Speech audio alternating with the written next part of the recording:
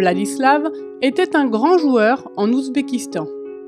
Il organisait des tournois de poker et s'attirait souvent des ennuis parce qu'il n'arrivait pas à payer ses dettes. Il se disputait souvent avec sa femme, Alonia. Parfois, Vladislav ne rentrait pas à la maison pendant 3 jours d'affilée. En outre, leur fille avait des problèmes de santé. Les médecins leur ont conseillé de se rendre en Corée du Sud pour la faire soigner. Pendant leur séjour, Vladislav a connu les mêmes problèmes de jeu.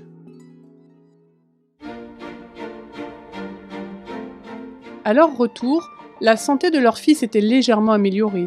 Ils l'ont inscrite dans un centre d'apprentissage local. Elle adorait venir au centre d'apprentissage dirigé par des adventistes. Le centre est rattaché à un bâtiment de l'église adventiste. Un jour, alors qu'ils allaient chercher leur fille, Vladislav et Alonia ont rencontré le pasteur et sa femme. Ils les ont invités à partager un repas. Ils ont fait cela plusieurs fois et les familles ont développé une amitié. Le pasteur et sa femme ne leur ont jamais parlé de religion. Vladislav et Alonia, de plus en plus curieux des adventistes, commencèrent à visiter l'église. Ils sont venus de plus en plus souvent jusqu'à ce qu'ils acceptent Jésus dans leur cœur et se fassent baptiser. En découvrant la grâce de Dieu, Vladislav a arrêté de jouer et sa relation avec sa femme est meilleure que jamais. Le couple souhaite que d'autres personnes en difficulté sachent qu'il y a de l'espoir. Vladislav a trouvé un moyen unique d'entrer en contact avec les membres de la communauté.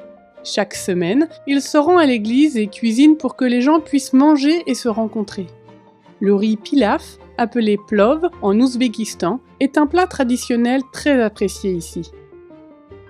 Vladislav le prépare en grande quantité pour nourrir tout le monde.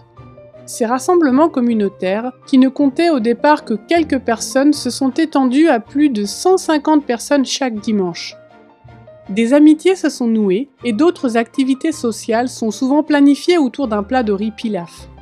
C'est le rêve que je projette avec ma femme, que davantage de gens viennent à l'église. C'est notre communauté, nous voulons partager cette bénédiction autour de nous.